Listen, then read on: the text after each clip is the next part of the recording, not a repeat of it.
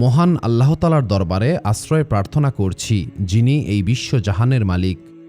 ইতিহাসের পাতায় এমন একটি জাতি রয়েছে যারা মহান আল্লাহ তাআলার একজন নবীকে জীবন্ত কবর দিয়েছিল। এই সম্প্রদায়ের মহিলারা সেই নবীকে কবর দেওয়ার পর সেই কবরের উপর নেচে নেচে উল্লাস করেছিল। শয়তানকে সন্তুষ্ট করার জন্য মহান আল্লাহ তাআলার এই নবীকে জীবন্ত কবর দেওয়া হয়েছিল। মানবজাতির ইতিহাসে এই সম্প্রদায় নাফরমানির সমস্ত সীমা অতিক্রম করেছিল। এই নাফরমান সম্প্রদায় মহান আল্লাহ তাআলাকে রেখে গাছপালাকে পূজা করত এবং গাছপালাকে সেজদা করত। এই সম্প্রদায়ের নাফরমানির ইতিহাস শুধুমাত্র শিরকের মধ্যেই সীমাবদ্ধ ছিল না। তৎকালীন সময়ে এমন কোনো জঘন্য অপকর্ম ছিল না যা এই সম্প্রদায়ের মানুষেরা করে নাই। শাস্তি হিসেবে মহান আল্লাহ তাআলা এই জাতির উপরে একটি ভয়াবহ আযাব নাজিল করেছিলেন। মহান আল্লাহ তাআলা এই সম্প্রদায়ের উপর এমন এক আযাব নাজিল করেছিলেন যা পূর্বের কোনো জাতির উপরে নাজিল করেন নাই। মহান আল্লাহ তাআলার হুকুমে জিব্রাইল আলাইহিসসালাম এই সম্প্রদায়ের অস্তিত্ব এই দুনিয়া থেকে একেবারেই নিশ্চিহ্ন করে দিয়েছিলেন। তবে পবিত্র কোরআনে মহান আল্লাহ তাআলা এই সম্প্রদায়ের ব্যাপারে আলোচনা করেছেন। এখন প্রশ্ন হচ্ছে, এই সম্প্রদায় কারা ছিল? মহান আল্লাহ তাআলা এই জাতির জন্য কোন নবীকে পাঠিয়েছিলেন? সেই নবীকে কিভাবে হত্যা করা হয়েছিল? মহান আল্লাহ তাআলা এই জাতিকে কিভাবে শাস্তি দিয়েছিলেন? পবিত্র কোরআন এবং হাদিসের আলোকে আমরা এই প্রশ্নগুলির উত্তর খুঁজে বের করার চেষ্টা করব। মূল কাহিনী শুরু করার আগে ভিডিওটি লাইক করে চ্যানেলটি সাবস্ক্রাইব করুন। এই ভিডিও সম্পর্কে আপনার যে কোনো মতামত কমেন্ট করে জানাতে ভুলবেন না। চলুন শুরু করা যাক।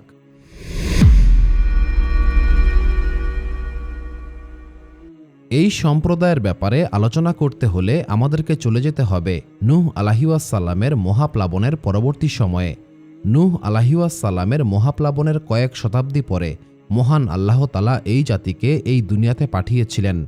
তৎকালীন আরব অঞ্চলে আর রাস নামক একটি নদী ছিল। এই নদীকে কেন্দ্র করেই একটি জনবসতি গড়ে উঠেছিল। আরবি ভাষায় রাস শব্দের অর্থ হচ্ছে কূপ অথবা গভীর গর্ত। আর রাস শব্দটি আরবি রাসা শব্দ থেকে এসেছে। রাসা শব্দের আভিধানিক অর্থ হচ্ছে পুঁতে ফেলা। পবিত্র কোরআনে এই অঞ্চলকে রাসা নামেই উল্লেখ করা হয়েছে, কারণ এই অঞ্চলের মানুষেরা একজন নবীকে মাটিতে পুঁতে ফেলেছিল। এই অঞ্চলে যে সম্প্রদায় বসবাস করত তাদেরকে আসহাবে রাস বলা হতো। তবে আসহাবে রাস সম্প্রদায়ের মানুষেরা আরবের কোন অঞ্চলে বসবাস করত এই বিষয়ে আলেমগণের মধ্যে মত পার্থক্য রয়েছে। আল বিদায়া ওয়ান নিহায়া কিতাবে বলা হয়েছে, রাস নদীকে কেন্দ্র করে আরবের পশ্চিম অঞ্চলে আসহাবে রাস সম্প্রদায় বসবাস করত। তৎকালীন সময়ে এই রাস নদীতে স্বচ্ছ এবং মিষ্টি প্রাণী প্রবাহিত হতো। মারেফুল কোরআন কিতাবে বলা হয়েছে, আসহাবে রাস সম্প্রদায়ের মানুষেরা ইয়েমেন অঞ্চলে বসবাস করত। তাফসিরে তারাবি কিতাবে বলা হয়েছে, আসহাবে রাস সম্প্রদায়ের মানুষেরা সিরিয়া এবং ইরাকের সীমান্তবর্তী অঞ্চলে বসবাস করত। আলী ইবনে আবু তালিব রাদিয়াল্লাহু তাআলা আনহু একটি ভিন্ন মতামত প্রকাশ করেছিলেন। তিনি বলেছেন, প্রাচীনকালে আরব অঞ্চলে আর রাস নামক একটি নদী ছিল। এই নদীকে কেন্দ্র করে 12টি জনবসতি গড়ে উঠেছিল। এই অঞ্চলের মানুষেরা বৃক্ষ পূজা করত। তাফসির কিতাবসমূহে বলা হয়েছে, আসহাবে রাস সম্প্রদায় নূহ আলাইহিসসালামের মহাপ্লাবনের কয়েক শতাব্দী পরে এবং মুসা আলাইহিসসালামের পরবর্তী যুগে বসবাস করত। ধারণা করা হয় এই সম্প্রদায়ের কাছে যে নবীকে পাঠানো হয়েছিল তিনি ছিলেন ইয়াকুব আলাইহিসসালামের পুত্র ইয়াহুদার বংশধর। তাফসির কিতাবসমূহে বলা হয়েছে, মহান আল্লাহ তাআলা এই সম্প্রদায়ের জন্য যে নবীকে পাঠিয়েছিলেন তিনি দিনের পর দিন রাতের পর রাত বছরের পর বছর এই সম্প্রদায়কে তাওহীদের দাওয়াত দিয়েছিলেন। তিনি বলেছিলেন, হে আমার সম্প্রদায়, মহান আল্লাহ তাআলা হচ্ছেন এক এবং অদ্বিতীয় সত্তা, তার কোনো শরিক নেই, তোমরা বৃক্ষের পূজা করো না। কিন্তু এই নাফরমান সম্প্রদায় মহান আল্লাহ তাআলার এই নবীকে উদ্দেশ্য করে অহংকারী কণ্ঠে বলল, তুমি একজন মিথ্যাবাদী, আমরা কখনো আমাদের উপাস্যকে পরিত্যাগ করব না। শেষ পর্যন্ত এই নাফরমান সম্প্রদায় মহান আল্লাহ তাআলার এই নবীকে জঘন্যতম উপায়ে হত্যা করেছিল। তারা এই নবীকে মাটিতে জীবন্ত কবর দিয়েছিল। এই জঘন্যতম অপরাধের কারণে এই জাতিকে আহলে রাস নামে অভিহিত করা হয়েছে, কারণ রাস শব্দের অর্থ হচ্ছে পুঁতে ফেলা। নবী করিম সাল্লাল্লাহু আলাইহি ওয়াসাল্লামের অনেক সাহাবী এই আসহাবে রাস সম্প্রদায় সম্পর্কে আলোচনা করেছেন। তবে আসহাবে রাস সম্প্রদায়ের ব্যাপারে সবচাইতে বেশি আলোচনা করেছেন আলী ইবনে আবি তালিব রাদিয়াল্লাহু তাআলা আনহু। এখানে একটি লক্ষণীয় বিষয় হচ্ছে, বৃক্ষপূজা কিন্তু আসহাবে রাস সম্প্রদায়ের নিজস্ব বৈশিষ্ট্য ছিল না। এই বৃক্ষপূজা ছিল শিরকের একটি প্রাচীন রূপ, যা অনেক প্রাচীন সভ্যতায় ছড়িয়েছিল। যেমন প্রাচীন ইউরোপে সাইপ্রাস এবং ওক বৃক্ষের পূজা করা হতো। এশিয়া অঞ্চলে বোধি বৃক্ষের পূজা করা হতো। ইসলাম আগমনের পূর্বে আরব অঞ্চলে খেজুর বৃক্ষের পূজা করা হতো। আসহাবে রাস সম্প্রদায় একটি বিশাল পাইন গাছের পূজা করত। তাফসির কিতাবসমূহে বলা হয়েছে, নূহ আলাইহিসসালামের পুত্র ইয়াফেস রোশনা আব নামক ঝর্ণার কাছে একটি বৃক্ষ রোপণ করেছিলেন। যখন এই গ্রামে জনসংখ্যা বৃদ্ধি পেয়েছিল, তখন এই গ্রামের মানুষেরা ভিন্ন ভিন্ন স্থানে বসতি স্থাপন করেছিল। তবে নতুন গ্রামসমূহে সেই পাইন বৃক্ষের বীজ রোপণ করা হয়েছিল। এইভাবে গ্রামসমূহে নতুন নতুন পাইন বৃক্ষের জন্ম হয়েছিল। এই গ্রামের মানুষেরা সেই পাইন বৃক্ষগুলিকেই পূজা করতে লাগল। এই গ্রামসমূহের মানুষেরা সেই রোশনা আব ঝর্ণার পানি এই পাইন বৃক্ষের জন্য সেচ হিসেবে ব্যবহার করত। এই কারণে এই ঝর্ণার পানি অন্য সকল মানুষ এবং পশু পাখির জন্য নিষিদ্ধ করা হয়েছিল। কারণ হিসেবে এই সম্প্রদায় বলতো, এই ঝর্ণার পানি দেবতাদের জন্য উৎসর্গ করা হয়েছে। যদি কোনো ব্যক্তি এই পানি পান করত বা এই পানি ব্যবহার করার চেষ্টা করত, তবে সেই ব্যক্তিকে কঠোর শাস্তি পেতে হতো। এমনকি এই বৃক্ষের আশেপাশে হাঁটাচলা করা, বৃক্ষের নিকটবর্তী জমিতে চাষাবাদ করা বা বৃক্ষকে স্পর্শ করাও নিষিদ্ধ ছিল। প্রতি মাসের একটি নির্দিষ্ট সময়ে এই গ্রামবাসীরা এই বৃক্ষকে কেন্দ্র করে উৎসবের আয়োজন করত।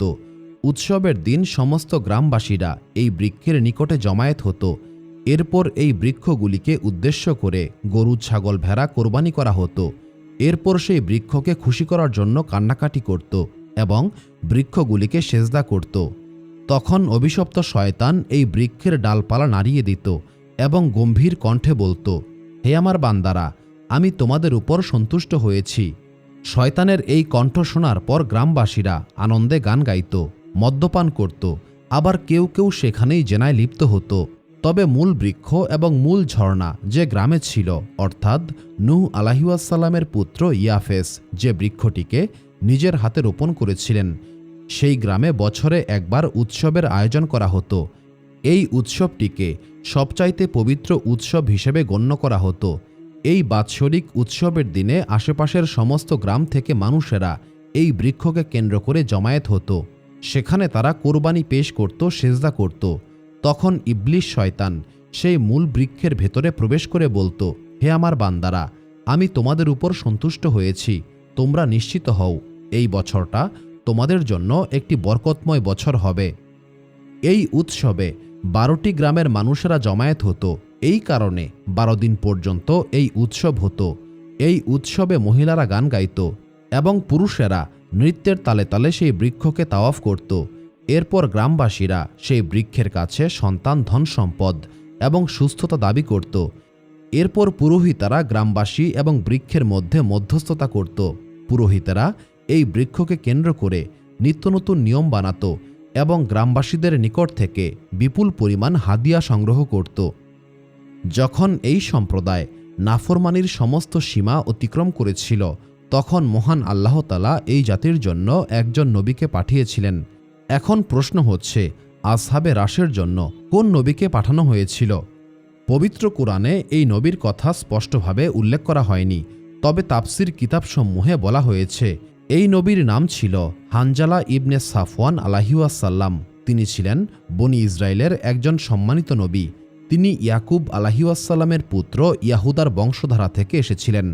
হানজালা ইবনে সাফওয়ান আলাইহিসসালাম আসহাবে রাস সম্প্রদায়ের একটি গ্রামে জন্মগ্রহণ করেছিলেন, কিন্তু মহান আল্লাহ তাআলা তাকে তাওহীদের শিক্ষা দিয়েছিলেন। যখন তিনি নবুয়তপ্রাপ্ত হলেন, তখন তিনি মহান আল্লাহ তাআলার আদেশে আসহাবে রাস সম্প্রদায়কে তাওহীদের দাওয়াত দিতে শুরু করেছিলেন। তিনি বললেন, হে আমার সম্প্রদায়, এই বৃক্ষ মহান আল্লাহ তাআলার এক নগণ্য সৃষ্টি, অথচ তোমরা মহান আল্লাহ তাআলাকে ছেড়ে এই বৃক্ষকে রব হিসেবে মান্য করছ।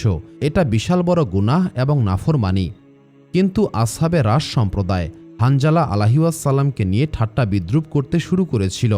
তারা হানজালা আলাইহিওয়াসাল্লামকে উদ্দেশ্য করে বলল, হে হানজালা, এই বৃক্ষ আমাদের ফরিয়াদ কবুল করে এবং আমরা এই বৃক্ষের আওয়াজ শুনতে পেয়েছি। এইভাবে দিনের পর দিন, মাসের পর মাস, বছরের পর বছর হানজালা আলাইহিওয়াসাল্লাম আসহাবে রাস সম্প্রদায়কে তাওহীদের দাওয়াত দিয়েছিলেন। কিন্তু এই নাফরমান সম্প্রদায় হানজালা আলাইহিওয়াসাল্লামকে ক্রমাগতভাবে ঠাট্টা বিদ্রূপ করছিল। এমনকি এই নাফরমান সম্প্রদায় মহান আল্লাহ তাআলার এই সম্মানিত নবীকে বিভিন্ন পন্থায় কষ্ট দিত। অবশেষে একদিন সেই বাৎসরিক উৎসবের দিন উপস্থিত হল।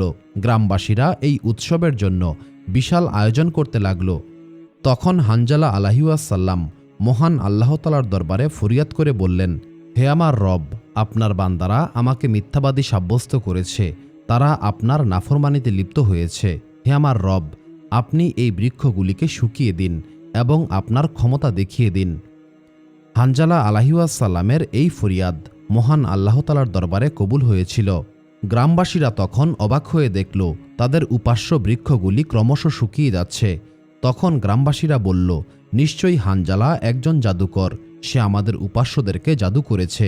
বৃক্ষ শুকিয়ে যাওয়ার ঘটনায় আসহাবে রাস সম্প্রদায় প্রচণ্ড আতঙ্কিত হয়ে পড়েছিল। সমগ্র আসহাবে রাস সম্প্রদায় দুই ভাগে বিভক্ত হয়ে পড়েছিল। একদল বলল, নিশ্চয়ই হানজালা একজন জাদুকর, সে আমাদের দেবতাদেরকে জাদু করেছে। অপর দল বলল, হানজালার এই বেয়াদবির কারণে আমাদের উপাস্যরা ক্রুদ্ধ হয়েছেন, এই কারণে হানজালাকে হত্যা করতে হবে এবং দেবতাদেরকে সন্তুষ্ট করতে হবে। গ্রামের পুরোহিতরা গ্রামবাসীদেরকে ক্রমশ উত্তেজিত করতে লাগল। তারা গ্রামবাসীদেরকে বলল, তোমাদের কোনো দোয়া কবুল হবে না, দেবতারা আর খুশি হবেন না যতক্ষণ না পর্যন্ত হানজালাকে হত্যা করা হবে। এরপর গ্রামবাসীরা গোপনে জমায়েত হয়ে হানজালা আলাইহিওয়াসাল্লামকে হত্যা করার পরিকল্পনা করতে লাগল। এই বৈঠকে সিদ্ধান্ত হয়েছিল উৎসবের রাতেই হানজালা আলাইহিওয়াসাল্লামকে হত্যা করা হবে এবং হানজালা আলাইহিওয়াসাল্লামের মৃতদেহকে বৃক্ষ দেবতাকে উৎসর্গ করা হবে। এইভাবে আসহাবে রাস সম্প্রদায় ইতিহাসের সবচাইতে ভয়ঙ্করতম অপরাধ করার উদ্দেশ্যে এগিয়ে যাচ্ছিল। তারা পরিকল্পনা করেছিল হানজালা আলাইহিওয়াসাল্লামকে একটি কূপে নিক্ষেপ করে জীবন্ত কবর দেওয়া হবে। এরপর এই কাফের সম্প্রদায় মূল গ্রামের খুব কাছেই একটি কূপ খনন করতে লাগল। এই কূপের সমস্ত পানি বের করে নিচের অংশ চওড়া এবং গভীর করে ফেলল। গর্তটা এমনভাবে খোঁড়া হয়েছিল যাতে হানজালা আলাইহিওয়াসাল্লাম কোনোভাবেই এই কূপ থেকে উঠে আসতে না পারেন এবং সেই কূপেই মৃত্যুবরণ করেন। এরপর এই কাফের সম্প্রদায় হানজালা আলাইহিওয়াসাল্লামকে বন্দী করে হাত পা বেঁধে সেই কূপের কাছে নিয়ে এসেছিল। এই সময়ে হানজালা আলাইহিওয়াসাল্লাম কাফের সম্প্রদায়কে উদ্দেশ্য করে বললেন, হে আমার সম্প্রদায়, তোমরা কি মহান আল্লাহ তাআলাকে ভয় করো না? তোমরা কি মহান আল্লাহ তাআলার শাস্তিকে ভয় পাও না? কিন্তু এই জালেম সম্প্রদায়ের মনকে শয়তান আয়ত্ত করে ফেলেছিল। ফলে হানজালা আলাইহিওয়াসাল্লামের জন্য এই সম্প্রদায়ের মনে দয়ামায়া জাগ্রত হয় নাই। জালেম সম্প্রদায় হানজালা আলাইহিওয়াসাল্লামকে সেই কূপে ফেলে দিয়ে পাথর দিয়ে কূপের মুখ বন্ধ করে দিয়েছিল। এরপর তারা বলল, যারা আমাদের উপাস্যকে অপমান করেছিল আমরা তাকে কোরবানি দিয়েছি। হে আমাদের দেবতা, আপনি আমাদেরকে ক্ষমা করে দিন, আমাদেরকে রহম করুন। অন্যদিকে নবী হানজালা আলাইহিওয়াসাল্লাম মহান আল্লাহ তাআলার দরবারে ফরিয়াদ করে বললেন, হে আমার রব, আপনি আমার সম্প্রদায়কে ক্ষমা করে দিন, এদেরকে হেদায়েত করুন। এরপর হানজালা আলাইহিওয়াসাল্লাম আবারও বললেন, হে আমার রব, আমি আমার সম্প্রদায়কে আপনার বাণী পৌঁছে দিয়েছি। আমি দিনের পর দিন, মাসের পর মাস, বছরের পর বছর আমার সম্প্রদায়কে তাওহীদের দাওয়াত দিয়েছিলাম। হে আমার রব, আপনি আমাকে ক্ষমা করুন। অন্যদিকে এই জালেম সম্প্রদায় হানজালা আলাইহিওয়াসাল্লামকে হত্যা করার আনন্দে উল্লাস করছিল। তারা মদ্যপান করছিল এবং শুকিয়ে যাওয়া বৃক্ষের চারপাশে সেজদা করছিল। অন্যদিকে মহান আল্লাহ তাআলার একজন সম্মানিত নবীর এই অসহায় অবস্থা দেখে আসমানের ফেরেশতারা কান্নাকাটি করছিল। এই কূপের ভেতরেই হানজালা আলাইহিওয়াসাল্লাম মৃত্যুবরণ করেছিলেন। হানজালা আলাইহিওয়াসাল্লাম মৃত্যুবরণ করার পরেই এই অঞ্চলের মাটি কাঁপতে শুরু করেছিল এবং আকাশের রং পরিবর্তন হতে লাগল। আসহাবে রাস সম্প্রদায় তখনও বুঝতে পারে নাই তাদেরকে কতটা ভয়াবহ আযাবের সম্মুখীন হতে হবে। এই জাতি কুফরি করেছিল, অহংকার করেছিল, সীমা লঙ্ঘন করেছিল, বিদ্রোহ করেছিল, মহান আল্লাহ তাআলাকে ছেড়ে সামান্য এক বৃক্ষকে উপাস্য বানিয়েছিল এবং একজন সম্মানিত নবীকে হত্যা করেছিল। শিরক করার পরে মহান আল্লাহ তাআলার একজন নবীকে হত্যা করার মতো ভয়ঙ্কর অপরাধ আর কোনো কিছুই হতে পারে না। তাফসির কিতাবসমূহে বলা হয়েছে, মহান আল্লাহ তাআলা জিব্রাইল আলাইহিসসালামকে বলেছিলেন, হে জিব্রাইল, তুমি কি এই জালেম সম্প্রদায়কে দেখতে পাচ্ছ? এরা আমাকে ছেড়ে সামান্য একটি বৃক্ষের ইবাদত করছে, আমার নবীকে মিথ্যাবাদী বলেছে, তাকে কূপে নিক্ষেপ করে হত্যা করেছে। হে জিব্রাইল, আমার ইজ্জতের কসম, আমি অবশ্যই এই জালিম সম্প্রদায়কে শাস্তি দেব। এই জালিম সম্প্রদায় পরবর্তী জাতিসমূহের জন্য নিদর্শন হয়ে থাকবে। হানজালা আলাইহিসসালামকে হত্যা করার পর এই জালেম সম্প্রদায় মদ্যপান করে মাতাল হয়ে উল্লাস করছিল। এমন সময় আকাশে একটি কালো মেঘের খণ্ড প্রকাশিত হল। সেই মেঘের খণ্ড আসহাবে রাশের গ্রামের উদ্দেশ্যে এগিয়ে আসছিল। এই মেঘের সঙ্গে ছিল ভয়ানক ঝোড়ো হাওয়া। কিছুক্ষণের মধ্যেই সমগ্র আকাশ কালো হয়ে সমগ্র গ্রামটিকে ঘিরে ফেলল। এই তীব্র ঝোড়ো বাতাসে গ্রামের মাটি কাঁপতে লাগল, ঘরবাড়ি কাঁপছিল। গ্রামবাসী এবং পুরোহিতরা বৃক্ষের সামনে দাঁড়িয়ে কাকুতি মিনতি করছিল যাতে এই বিপদ থেকে উদ্ধার পাওয়া যায়, কিন্তু আফসোস, এই বৃক্ষের কোনো ক্ষমতা ছিল না। এমন সময় আকাশ থেকে ভয়ঙ্কর শব্দ আসতে লাগল। তাফসির কিতাবসমূহে এই আওয়াজকে জিব্রাইল আলাইহিসসালামের আওয়াজ বলা হয়েছে। এই ভয়ানক শব্দে অনেক গ্রামবাসী অজ্ঞান হয়ে পড়েছিল। কিছুক্ষণের মধ্যেই একটি লাল বাতাসের ঘূর্ণিঝড় সেই পাইন বৃক্ষগুলিকে উপড়ে ফেলল, যে পাইন বৃক্ষগুলিকে পূজা করা হতো। অন্যদিকে মাটি থেকে প্রচণ্ড উত্তাপ বের হতে লাগল। এই উত্তাপ এতটাই ভয়াবহ ছিল যে এই উত্তাপে পাথর পর্যন্ত গলে যেতে শুরু করেছিল। এই জালেম সম্প্রদায় তখন চিৎকার করতে করতে পানির খোঁজ করতে লাগল যাতে উত্তাপ কমানো যায়। কিন্তু যখন তারা ঝরনা এবং নদীর কাছে গেল, তখন তারা দেখল সেই ঝরনায় এবং নদীতে কোনো পানি নেই। ঝরনা এবং নদীতে ফুটন্ত লাভা প্রবাহিত হচ্ছে। এই ভয়াবহ আযাবের মধ্যে দিয়ে এই জালেম সম্প্রদায় সময় অতিবাহিত করছিল। প্রথমে এই সম্প্রদায়ের কম বয়সীরা, এরপর মহিলারা, এরপর পুরুষেরা এবং সবশেষে বৃদ্ধরা ধ্বংস হয়ে গেল। এই সম্প্রদায়ের একটি মানুষ, এমনকি পশুরা পর্যন্ত বিলীন হয়ে গিয়েছিল। আসহাবে রাশের 12টি গ্রাম পুড়ে একদম ছাই হয়ে গিয়েছিল। মহান আল্লাহ তাআলা নাফরমান এই জাতিকে এই দুনিয়া থেকে একেবারেই নিশ্চিহ্ন করে দিয়েছিলেন। তাফসির কিতাবসমূহ, সিরাত এবং ইতিহাস ভিত্তিক কিতাবসমূহে আসহাবে রাশের ভিন্ন ভিন্ন কাহিনী পাওয়া যায়। মহান আল্লাহ তাআলা পবিত্র কোরআনে আসহাবে রাশের ব্যাপারে খুবই সামান্য এবং সংক্ষিপ্ত পরিসরে আলোচনা করেছেন। নবী করিম সাল্লাল্লাহু আলাইহি ওয়াসাল্লামের বেশ কয়েকজন সাহাবীও আসহাবে রাশের ব্যাপারে আলোচনা করেছেন। বনু তামিমের এক ব্যক্তি আলী রাদিয়াল্লাহু তাআলা আনহুর কাছে আসহাবে রাশের অধিবাসীদের ব্যাপারে জানতে চেয়েছিলেন। তখন আলী রাদিয়াল্লাহু তাআলা আনহু বলেছিলেন, আসহাবে রাশ সম্প্রদায় শাহ দারাখত নামক একটি পাইন বৃক্ষের পূজা করত। এই সম্প্রদায়ে 12টি গোত্র ছিল। প্রতিটি গোত্র আলাদা আলাদা গ্রামে বসবাস করত। প্রতিটি গ্রামে মূল পাইন বৃক্ষ থেকে একটি করে পাইন বৃক্ষ রোপণ করা হয়েছিল। এই জালেম সম্প্রদায় এই বৃক্ষকে কেন্দ্র করে সেজদা করত এবং বৃক্ষের উদ্দেশ্যে কোরবানি করত। শেষ পর্যন্ত মহান আল্লাহ তাআলা এই সম্প্রদায়ের জন্য বনি ইসরায়েলের একজন নবীকে পাঠিয়েছিলেন। তিনি এই সম্প্রদায়কে তাওহীদের দাওয়াত দিয়েছিলেন, কিন্তু এই নাফরমান সম্প্রদায় সেই সম্মানিত নবীকে হত্যা করেছিল। এই ভয়াবহ অপরাধের কারণে মহান আল্লাহ তাআলা এই জাতিকে ধ্বংস করে দিয়েছিলেন। তাফসির ইবনে কাসিরে বলা হয়েছে, আসহাবে রাশ সম্প্রদায় একটি বড় কূপের নিকটবর্তী একটি গ্রামে বসবাস করত। এই সম্প্রদায় মূর্তি পূজা করত। মহান আল্লাহ তাআলা এই সম্প্রদায়ের জন্য একজন নবীকে পাঠিয়েছিলেন, কিন্তু এই সম্প্রদায় সেই নবীকে মিথ্যাবাদী বলেছিল এবং হত্যা করেছিল। এই কারণে মহান আল্লাহ তাআলা এই জাতিকে পানিতে ডুবিয়ে ধ্বংস করে দিয়েছিলেন। মারেফুল কোরআন কিতাবে বলা হয়েছে, আসহাবে রাশের মানুষেরা শুধুমাত্র বৃক্ষের পূজাই করত না, বরং তারা একজন মানুষেরও পূজা করত। তবে সেই ব্যক্তির মৃত্যুর পর শয়তান উক্ত ব্যক্তির রূপ ধারণ করে আসহাবে রাশকে বলেছিল, আমি মরি নাই। এইভাবে আসহাবে রাশ সম্প্রদায় ধীরে ধীরে শয়তানের উপাসনায় জড়িয়ে পড়েছিল।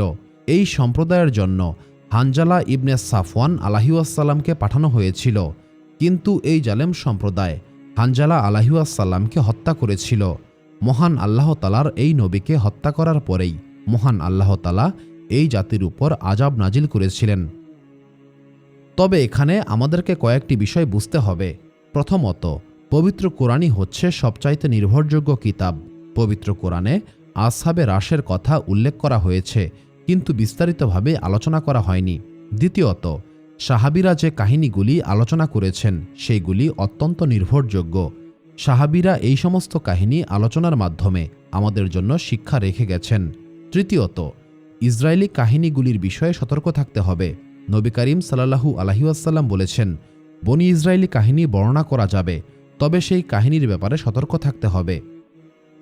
সুপ্রিয় দর্শক মণ্ডলী, প্রতিদিন নতুন নতুন ভিডিও পেতে আমাদের চ্যানেলটি অবশ্যই সাবস্ক্রাইব করুন এবং পাশে থাকা বেল আইকনটি প্রেস করতে অবশ্যই ভুলবেন না, এবং সেই সাথে আপনার যে কোনো মতামত আমাদের জানাতে আমাদের ভিডিওতে অবশ্যই কমেন্ট করুন। আশা করি আপনারা সবাই ভালো থাকবেন এবং সুস্থ থাকবেন। আসসালামু আলাইকুম।